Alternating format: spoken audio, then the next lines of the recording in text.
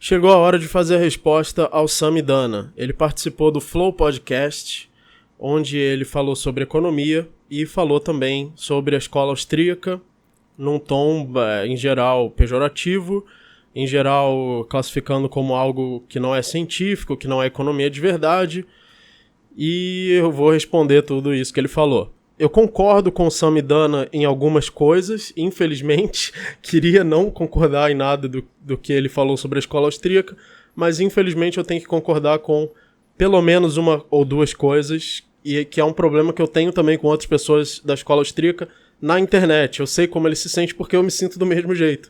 Eu tenho as mesmas discussões que ele tem com as pessoas da escola austríaca, mesmo que eu também seja austríaco. Então vamos começar pela concordância para a gente já tirar isso do caminho. Em que eu concordo com o Samidana? Concordo que muitos austríacos, e isso é uma coisa que o próprio Mises e Rothbard são culpados, só que tem alguns austríacos adolescentes da internet com foto de anime que são mais culpados ainda, que levam isso para um extremo que nem o próprio Mises levou, em que é o de negar a possibilidade de prever a ação humana. E é muito chato só de eu falar isso. Já deve ter gente escrevendo comentários aí dizendo não é bem assim, você entendeu tudo errado.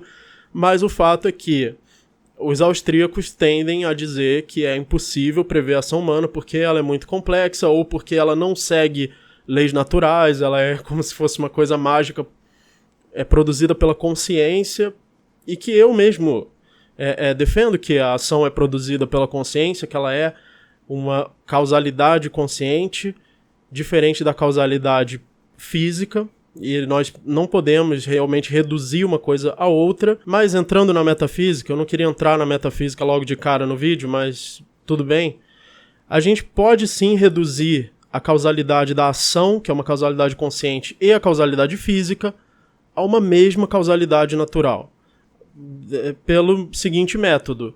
Existe aquela coisa mais fundamental que compõe a realidade. Quando ela se compõe de uma forma muito complexa, onde há uma troca de informação intensa, aprendizado, e que é o que chamamos de inteligência, ela consegue se comportar de uma forma consciente, e aí existe a ação. Quando a substância está dispersa, como está dispersa nas galáxias, nos planetas, nos elementos químicos dispersos por aí ela segue a tendência que nós chamamos de leis da física.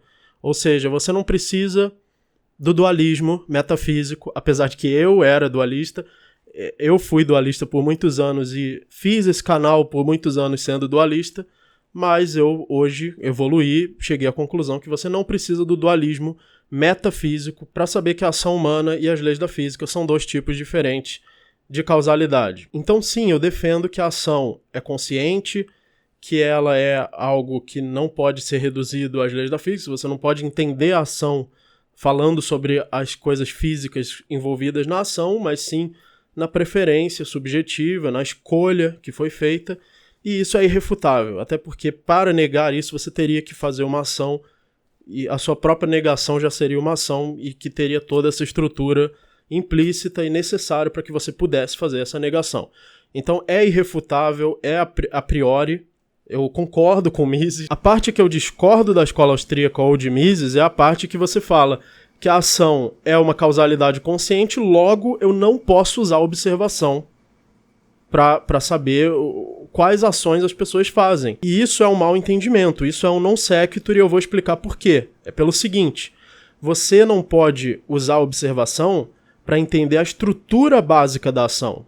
A estrutura básica da ação é necessária. Para que você tenha uma ação, ela precisa ter preferência, ela precisa ter crenças, ela precisa ter indução, ela precisa ter escolha, ela precisa ter a noção de existência.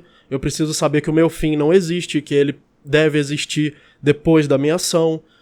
Eu devo saber que os meios da minha ação existem. Então a própria noção de existência também está implícita na ação, que é uma noção de quantidade. Existir significa quantidade 1, não existir significa quantidade 0, ou quantidade 1 ou maior. Ou seja, tem muitas coisas pressupostas na estrutura básica da ação que são lógicas, que têm que ser deduzidas. Não adianta você querer abrir o cérebro humano e ver essas coisas lá dentro, e ver a existência crença, quantidade, escolha, preferência. Você não vai ver essas coisas com o microscópio, você não vai ver essas coisas pelo método científico. Você vai ver essas coisas quando você pergunta quais são as condições necessárias, logicamente necessárias, não é opinião, não é achismo, é logicamente necessárias para que qualquer pessoa possa fazer uma ação e para que eu possa sequer dizer que eu estou ou não fazendo uma ação. Então, nesse sentido, você não pode usar o método científico para entender a ação. E foi isso que eu sempre falei aqui no canal. Você não pode, desde o meu primeiro vídeo sobre praxeologia, você não pode refutar isso, você não pode achar um exemplo contrário da estrutura da ação. Eu achei um exemplo onde a pessoa agiu sem fazer uma escolha, então ela não agiu, certo? Agora, isso não significa que eu não posso usar o método científico para saber se as pessoas têm mais tendência de beber água ou de beber gasolina. É óbvio que eu posso usar o método científico para saber que as pessoas têm mais probabilidade de beber água do que de beber gasolina, ou do que de beber petróleo ou de beber lama. E isso também é ação humana. Quando a pessoa bebe água, ela também está agindo. Claro que uma pessoa pode beber água sem agir. Ou você pode dar água para uma pessoa em coma. Mas, na maioria dos casos, as pessoas estão agindo. Inclusive, eu posso saber que elas estão agindo. Não com 100% de certeza. É claro, 100% de certeza. Você pode ter apenas da estrutura da ação. Mas quando você fala sobre pessoas agindo em situações específicas e contingentes, como, por exemplo, beber água, gravar um vídeo, dar uma palestra, participar de um podcast, essas ações específicas só podem ser entendidas por observação. E eu não posso saber, a prioristicamente, que o ser humano tem a tendência de beber água. Eu não posso saber, a prioristicamente, nem que existe água. Nem que existe H2O. Isso a gente sabe porque observou no mundo. A não ser que alguma inteligência, super inteligência artificial do futuro seja tão inteligente que ela consiga deduzir todas as tendências da estrutura do universo só por lógica, mas isso está além do nosso alcance. Nós só podemos saber que o ser humano faz isso, bebe água, come, gosta mais de lasanha do que de comer rato ou de comer fezes. A gente só pode saber isso por observação. E essas são ações humanas. Então é importante entender a diferença. O importante não é você escolher a priori ou a posteriori, e eu sou do time a priorístico, ou do time científico, ou do time a posteriori, e um time lutar contra o outro. Não é isso que a gente tem que fazer. A gente tem que entender o que é a priori, saber o que é a priori, não misturar isso com a posteriori, saber o que é a posteriori. A gente tem que saber deduzir o que é a priori, saber observar o que é a posteriori e não misturar as duas coisas. O erro está em misturar as duas coisas, ou atribuir a um método mais do que a sua capacidade. Você tem que usar cada método dentro do seu limite, dentro da sua capacidade. Então, por exemplo, se você quer entender a estrutura da ação humana, se você quiser entender quais são aqueles elementos que têm que necessariamente estar presente na ação humana por necessidade lógica, você só pode fazer isso com apriorismo e você só pode fazer isso da forma misesiana. Você não vai usar matemática, eu vou calcular que a ação tende a isso, tende a aquilo, mas tá bom, mas isso não vai dizer nada sobre a estrutura da ação, sobre o que está implícito na ação. Agora, você quer saber se as pessoas têm mais tendência de beber água, ou se as pessoas têm mais tendência de comer chocolate, ou de comer uma barra de terra. Para você saber isso, você não pode usar o método a priori, você não pode usar o método austríaco. Isso não é algo pejorativo, isso não é algo que denigre o método austríaco, porque o método austríaco nunca se propôs a fazer isso.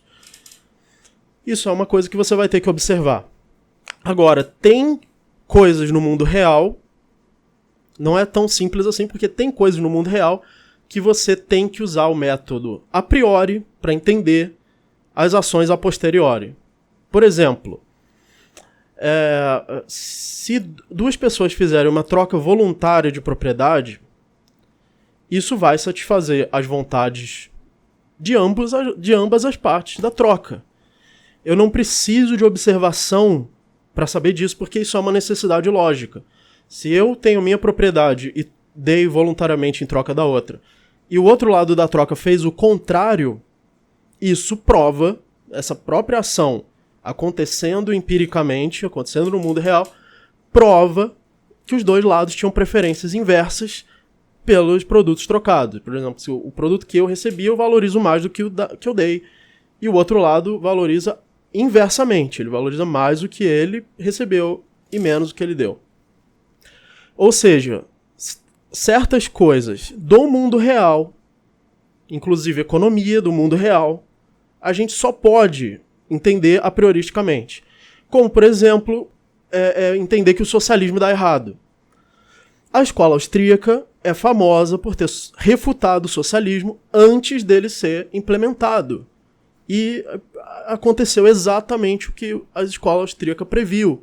Então a escola austríaca, não apenas a escola austríaca permite que você faça previsões, permite que você preveja a ação humana, como ela prevê a ação humana e é famosa historicamente por seus pensadores terem feito previsões e estarem corretas.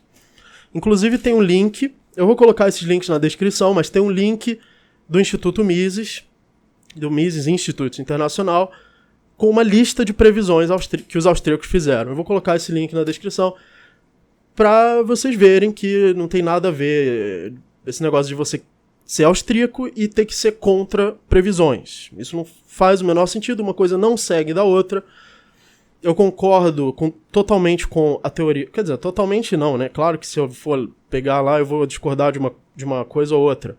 Mas, em geral, eu concordo com a teoria austríaca, a forma como Mises e Rothbard entendem a ação. Eu só discordo na hora que os austríacos usam isso para negar que você possa fazer previsões. Agora, uma coisa que os austríacos negam é que você possa tornar o governo algo eficiente porque você pode fazer previsões e porque o governo pode fazer previsões. Isso é pseudociência. E nisso a escola austríaca está certa em apontar que é pseudociência. Como, por exemplo, você dizer que se tiver um cientista muito bom no Estado, ele pode fazer previsões e o Estado pode fazer a economia funcionar corretamente. Mas não é assim que funciona. Por quê? Porque, por necessidade lógica, lembra que eu falei das trocas, que, por necessidade lógica, os dois lados de uma troca voluntária satisfazem suas vontades. O contrário também é verdade. Um dos lados de uma troca involuntária não vai ter sua vontade satisfeita. Vai ser forçado. Que é o que o Estado faz. Então, por necessidade lógica, a escola austríaca mostra que o Estado vai piorar a economia. Porque as trocas voluntárias que seriam feitas, o ambiente onde a economia poderia evoluir com trocas voluntárias, esse ambiente vai ser interrompido pelo Estado. Ele vai pegar uma troca voluntária e vai falar, não, você não vai fazer essa troca voluntária, ou você vai fazer, mas vai ter que me pagar para poder fazer. Ou seja, o Estado chega numa ordem natural, numa ordem feita pelas trocas, e interrompe essa ordem natural. E isso é necessidade lógica. Claro que eu não vou explicar o argumento completo aqui. Com certeza tem vários vídeos no meu canal onde eu já expliquei, por necessidade lógica, do início ao fim, de uma forma irrefutável. Então, o fato de eu poder usar matemática ou modelos matemáticos, eu tenho que concordar que eu posso usar modelos matemáticos para prever a ação humana, até porque eu trabalho com ciência de dados e inteligência artificial. E, basicamente, é isso que se faz nessa área. Você faz modelos matemáticos, mesmo que você mesmo não tenha colocado todos os números ali. Às vezes os números são colocados pelo próprio treino de uma rede neural, pelo próprio treino do programa, para prever probabilidades. Só que isso não significa que eu posso validar, por exemplo, o socialismo. Então é só colocar um cara muito bom de previsão, pega o melhor cara do mundo, pega a melhor inteligência artificial do mundo e ele vira o ditador socialista, e isso vai ser melhor para a economia. Não, não vai ser melhor. Por quê? Porque isso por necessidade lógica, isso vai ser pior. Então, por mais que você possa prever, você não vai derrubar a necessidade lógica. A necessidade lógica é soberana. 1 mais 1 igual a 2 é soberano. Você pode calcular, você pode ser o melhor matemático do mundo. Você não vai derrubar que 1 mais 1 é igual a 2. Então, o apriorismo, ele sempre vale. As coisas que a escola austríaca prova, no sentido da ineficiência do Estado, no sentido da oferta e demanda, de trocas voluntárias, da lei da utilidade marginal decrescente, essas leis são irrefutáveis. Não importa o quanto você possa fazer ciência, usar o método científico, você pode. Você pode usar o método científico, você pode ganhar dinheiro. As empresas fazem isso, as empresas pagam pessoas para fazer isso. E, inclusive, economistas como Samidana, inclusive cientistas de dados, e não tem nada errado com isso. Agora, você separar o apriorismo e a ciência. Uma coisa não interfere na outra. Então, quando a economia mainstream defende o socialismo, quando a economia mainstream defende imprimir dinheiro como solução de algum problema, defende o Estado, defende regulações de mercado como soluções de problemas, isso é pseudociência. E usando só filosofia, o Samidana falou que a escola austríaca é filosofia, e eu concordo com isso, eu sempre disse isso aqui no canal, que a escola austríaca é filosofia. Existe economia dentro da filosofia. Por quê? Porque é feita por dedução, é feita de forma a priori. E essas deduções podem refutar estudos científicos. Se você faz um estudo científico que nega uma necessidade lógica, que diz, por exemplo, que o Estado pode ser eficiente, isso é pseudociência. A ciência tem que ser feita com uma base racional, com uma base de lógica, né? Claro que você vai usar o método científico, mas você não vai usar o método científico ignorando a razão, ignorando a lógica, certo? Você vai usar o método científico nos limites da lógica. E isso é uma coisa que o Samidana não reconhece. Ele não conhece filosofia e não conhece direito à escola austríaca, até porque ele não refutou muito a fundo. A única coisa que ele refutou realmente da escola austríaca foi isso. Foi os austríacos que querem negar o método a posteriori ou o método científico. Tudo bem, mas isso em si não faz parte da teoria da estrutura da ação, por exemplo, da economia austríaca. Isso é só a opinião dos austríacos sobre outras escolas. E isso, tudo bem, eu concordo que a escola austríaca exagerou nisso. Mas ele não refutou nada sobre a escola austríaca em si e mostrou que não entende mais ou menos o que é escola austríaca e também o que é filosofia. Porque ele fala de filosofia como se fosse uma opinião baseada em achismo, baseada em religião. Quer dizer, desculpa, sem querer ofender a religião, mas baseada em achismo, como se fosse uma discussão de crenças. Ele comparou com religião, com homeopatia, e não é isso que é filosofia.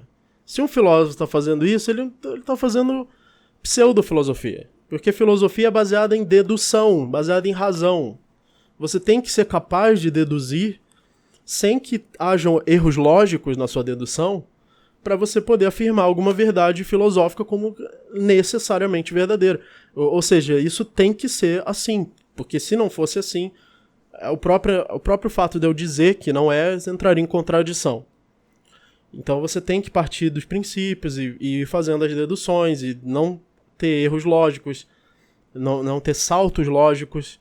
E isso eu fiz, por exemplo, nos meus artigos de filosofia, o artigo Deduções Filosóficas e o artigo Teoria da Ordem, que inclusive estão na descrição de todos os vídeos que eu vou postar daqui pra frente, porque são artigos muito importantes. Então essa noção de que escola austríaca é opinião, é achismo, ou é ideologia, ou é religião, está fundamentalmente errada. Escola austríaca é dedução, é baseada em dedução.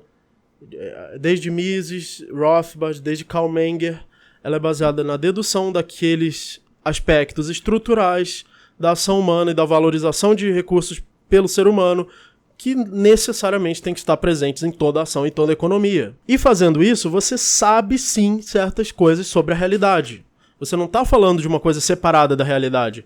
Quando você faz deduções racionais, fundamentadas, em fundamentos racionais, ou seja, em axiomas, no sentido de afirmações que você não pode negar sem que haja uma contradição nessa própria negação.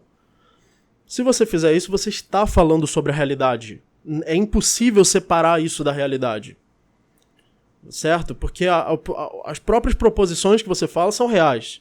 Estruturas que você encontra na própria lógica, naquilo que você está falando, são estruturas da realidade, não são estruturas alienígenas imaginárias. E aí nós chegamos no ponto onde ele compara a escola austríaca ou o libertarianismo com o comunismo e o socialismo, como se fossem dois lados da mesma moeda fazendo a mesma coisa e usando o mesmo método. É óbvio que isso está errado, porque todo mundo que assiste esse canal há um tempo já deve saber que isso está errado, porque os austríacos usam o método da dedução lógica. E os socialistas não usam. Não adianta você falar que usam, não usam. Você pode ver qualquer socialista, do mais básico até o mais avançado, inclusive eles usam o método da dialética. O método da dialética não é um método de dedução. Não é um método que possa mostrar necessidades lógicas daquilo que você está falando. É um método apenas que contrapõe uma ideia com a outra e acaba, sim, resultando numa espécie de achismo. O socialismo é uma forma de achismo. É um achismo de que há um conflito de classes. Tá bom, tem um conflito de classes, tem duas classes, as classes têm que lutar uma com a outra e acabou. Não é uma necessidade lógica, certo? E o Mises, o Menger, Bombaverk, Rothbard, Hayek, todos eles refutaram o socialismo, cada um com uma refutação diferente. Antes do socialismo acontecer, já havia sido refutado pela escola austríaca e as previsões deles aconteceram. Houve miséria, foi insustentável, que é o que a escola austríaca já deduz, logicamente. Você não precisa testar. Eu não preciso testar o socialismo para ver se vai resultar em miséria, porque pela própria estrutura da ação humana, e a estrutura pela qual o ser humano tem um sistema de preços, tem um sistema de trocas, tem um sistema de divisão de trabalho e assim por diante, por essa própria estrutura, o socialismo nega essa estrutura, então não tem como haver crescimento econômico. E o Samidana, de certa forma, concorda com os libertários quando ele disse que o índice de liberdade econômica mostra, com dados, que aqueles países com maior liberdade econômica são os países mais ricos. Pois é, mas o libertarianismo já vem dizendo isso, ou a escola austríaca já vem dizendo isso desde sempre, que quanto maior liberdade econômica, ou seja, quanto menos interferência do Estado na economia, maior vai ser o crescimento econômico, por necessidade lógica. Não tem como refutar isso. Por exemplo, se eu faço uma troca voluntária, se eu produzo baseado na vontade das outras pessoas, troca voluntária é uma troca baseada na vontade, eu vou produzir o que as pessoas querem, e elas vão também produzir o que eu quero.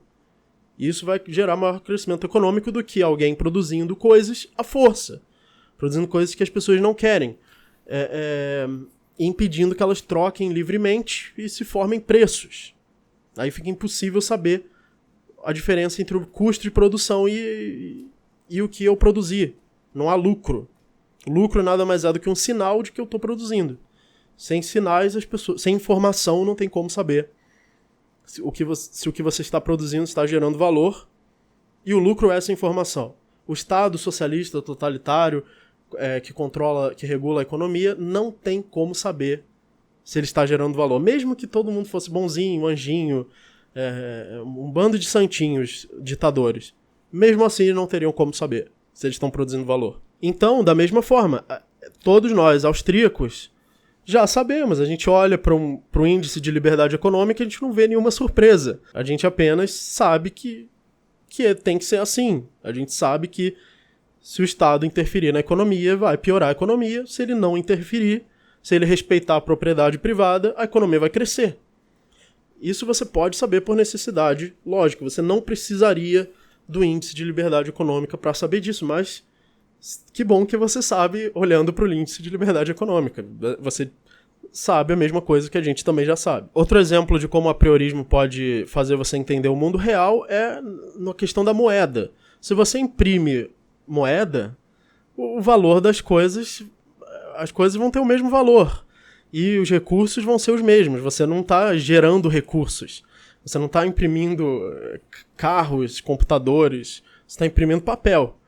Ou seja, simplesmente você vai precisar de mais papel para comprar as mesmas coisas. Isso é inflação. Isso também é apriorismo. Você sabe que se você aumentar a quantidade de moeda, você vai precisar agora de mais moeda para comprar as coisas. Os preços vão todos aumentar. E eu não preciso de experimentos para saber disso. Eu não preciso vamos imprimir trilhões e trilhões e trilhões de reais e talvez a gente vai observar que os preços vão cair. A gente não precisa de experimento e a gente não poderia provar isso com experimento. Porque isso é uma necessidade lógica. Você só pode saber disso por dedução. Você só pode saber disso com apriorismo. Então, é muito errada essa noção que o Samidana parece passar de que o apriorismo é algo separado da realidade. Se você está fazendo apriorismo, você não está conhecendo a realidade. E você só pode conhecer a realidade com testes e experimentos. Isso está errado. Para certas afirmações sobre a realidade, você precisa provar elas com dedução. Você precisa provar elas só com a lógica, só com o raciocínio. E para outras afirmações, você precisa também provar elas com experimentos. Tem certas coisas que você não pode provar com dedução, apenas com experimentos. E você tem que saber diferenciar cada uma das duas e fazer a coisa certa na situação certa. Ou seja, o socialismo não é uma dedução válida, não é uma dedução sólida, ele não funciona na realidade e ele também não funciona na teoria, porque os críticos da escola austríaca adoram dizer isso, ou do libertarianismo, que o socialismo funciona na teoria, mas não na prática. Isso está errado, o socialismo não funciona na teoria. Ele tem contradições na sua teoria. Contradições que os austríacos já estão cansados de mostrar e de provar. A escola austríaca, por outro lado, não tem contradições. Ela é uma dedução sólida, a gente já está cansado de refutar as pessoas, e não é porque nós somos gênios, é porque essa dedução é sólida. Essa dedução é lógica. Então por isso que é fácil de refutar as pessoas que discordam. E o Samidana falou sobre a argumentação de uma forma pejorativa. Falou, esse negócio de argumentação, de debate, isso é coisa que se ensina no jardim de infância, nos Estados Unidos. Mas então, isso é só mais um motivo para você não perder o debate. Se o debate é uma coisa que até uma criança consegue fazer, e mesmo assim você usa falácias, e mesmo assim você comete erros lógicos, então você tem que voltar para o jardim de infância. Não é como se a pessoa que está ganhando o debate é que é uma criança. Você que está perdendo que deveria ter essas habilidades básicas de argumentação, principalmente para provar o seu ponto e provar que você está certo. E outra coisa que é falsa também é que o anarcocapitalismo nunca foi testado. Isso é falso. Por que isso é falso? Porque o anarcocapitalismo, ou a propriedade privada, na verdade, o anarcocapitalismo nada mais é do que a propriedade privada. Certo? E é claro que a propriedade privada já foi testada, eu tô testando ela agora, eu tô usando a propriedade do meu microfone, do meu quarto, da minha parede, da minha cadeira, do meu próprio corpo, usando essa propriedade para fazer esse vídeo, e ele tá funcionando. O Estado não tá vindo aqui cobrar uma taxa para eu fazer esse vídeo, não tem uma lei que diz que eu sou obrigado a gravar esse vídeo, não tem uma lei que diz que o YouTube é obrigado a mostrar, nem que você é obrigado a assistir. Não tem absolutamente nenhuma interferência do Estado, por enquanto, em eu gravar esse vídeo. E ele funciona, certo? Então, é claro que a propriedade privada já foi testada. Já foi testada na segurança também. Existe segurança privada e funciona. Agora, o comunismo, ele dá errado. Quando o Estado controla a economia, isso dá errado. Então, a gente já viu a propriedade privada, ou seja, o anarcocapitalismo nada mais é do que a propriedade privada, não é uma coisa alienígena, é o que a gente já faz o tempo todo. O Samidana foi lá com a propriedade dele, com a roupa do corpo dele, que é a propriedade dele, no estúdio que ele foi convidado pelo proprietário para gravar um podcast que foi voluntariamente aceito, num acordo voluntário entre os envolvidos sem violação de propriedade dos envolvidos, o Estado não foi lá bater na porta ou ver o leitinho das crianças aí e não cobrou imposto para fazer esse vídeo. E acho que nenhuma das pessoas envolvidas no podcast queria que isso acontecesse, ou acharia bom que isso acontecesse. Ou seja, vocês fizeram esse podcast dentro do sistema anarcocapitalista. Ah, mas tem um Estado lá em Brasília. Tem, mas nesse processo ele não interferiu. Agora, tentem fazer um podcast comunista. Tentem fazer um podcast onde não há propriedade privada, não tem tempo de falar, só tem um microfone, cada um pega da mão do outro e qualquer discordância decide na porrada, decide o mais forte, ou alguém toma o controle e impõe as coisas para os outros, e tentem gravar um podcast assim, que não vai funcionar. Outra coisa, essa observação que o Samidana fez, de que quanto menos interferência do Estado, mais riqueza um país tem. E o que faz você acreditar que isso vai... de repente isso vai mudar? Tipo, por exemplo, estamos vendo aqui que a interferência do Estado na economia vai diminuindo e a riqueza vai aumentando. Vai diminuindo e a riqueza vai aumentando. Vai diminuindo e a riqueza vai aumentando. O que faz você acreditar que se isso chegar a zero... Ah, não, agora vai desmoronar tudo e vai ficar tudo pobre, todo mundo vai virar miserável. O que faz você acreditar que uma função que é constante, que você pode observar, quanto menos interferência estatal, quanto mais propriedade privada, mais riqueza, o que faz você acreditar que isso vai do nada desmoronar quando a interferência chegar a zero e agora vai dar tudo ao contrário, vai dar tudo errado. Certo? Você deveria seguir o que a tendência está apontando. Ela está apontando que estado zero é o estado melhor economicamente. Quanto menor o estado, melhor a economia.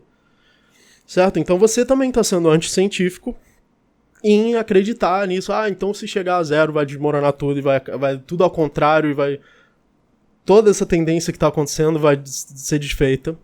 E não existe nenhum motivo para você afirmar isso. Teve outras coisas, como por exemplo, comparação da escola austríaca com a homeopatia, da mesma forma que a homeopatia está para medicina. Isso, obviamente, também é uma falsa analogia, porque a homeopatia é uma tentativa de fazer ciência. Ela é uma tentativa de prever o funcionamento de certas substâncias observáveis no corpo humano.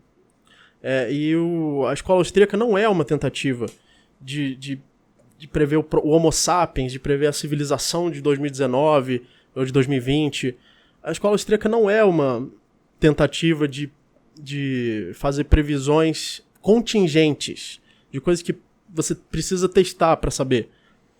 A homeopatia quer fazer testes e descobrir coisas, só que essas coisas podem não estar sendo feitas corretamente. A escola austríaca é filosofia, é dedução. A homeopatia não é dedução. Então isso é uma falsa analogia. Seguindo essa mesma lógica da escola austríaca ser capaz de fazer previsões do mundo real em relação a moedas, como por exemplo em relação à inflação, que o Samidana tanto crucificou exatamente porque ele não tem conhecimento a priorista de economia. E eu não estou nem falando mal dele por ele não ter conhecimento a priorista, assim como eu também não falo mal dos austríacos por eles não saberem econometria ou modelos matemáticos. O que está errado, tanto no Samidana quanto nos austríacos, é querer negar o outro lado só porque o seu lado funciona. Só porque o método científico funciona, então eu nego que você possa fazer deduções lógicas e a priorísticas sobre certos funcionamentos da realidade dos recursos escassos e da ação humana. Ou eu faço o contrário. Só porque eu posso deduzir a estrutura da ação humana, eu nego que seja possível fazer método científico. É claro que uma coisa não implica na outra. É claro que os dois métodos são válidos, os dois métodos estão certos. Eles se aplicam a tipos diferentes de conhecimento e tipos diferentes que não vão entrar em contradição. O que você observa com a sua observação não vai entrar em contradição com a estrutura básica necessária para que você sequer possa fazer uma observação. As duas coisas têm que estar presentes. É isso. Quem leu Kant...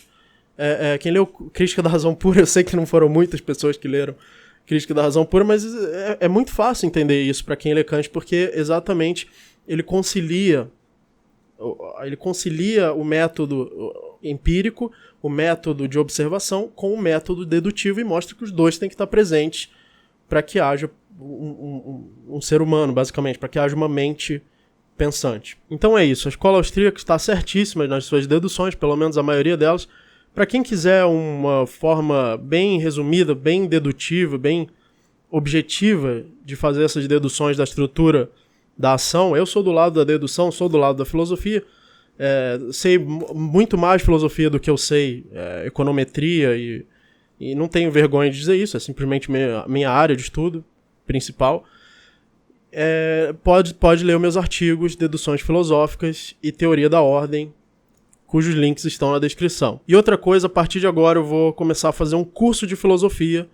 Esse curso de filosofia vai ser pago e eu ainda estou pensando na forma como eu vou cobrar por ele. Estou pensando, por exemplo, em abrir o canal para membros. Membros vão ter que fazer uma doação mensal, eu vou ter que decidir um valor mensal que você precisa para ser um membro, e aí você vai ter acesso às aulas do curso de filosofia ou dos cursos mais sérios que eu faço. Porque o que eu percebo também é que assuntos mais sérios têm, em geral, menos views, mas também são mais valiosos. Então nada mais justo do que fazer cursos e cobrar por eles, senão eu vou acabar não fazendo. Então obrigado, espero que eu tenha ajudado vocês a ver a economia de uma forma mais racional, tanto a economia dedutiva e lógica, priorística, quanto a economia científica, experimental, e ver que uma não contradiz a outra e saber os limites de cada uma, não ultrapassar esses limites. Muito obrigado e até o próximo vídeo.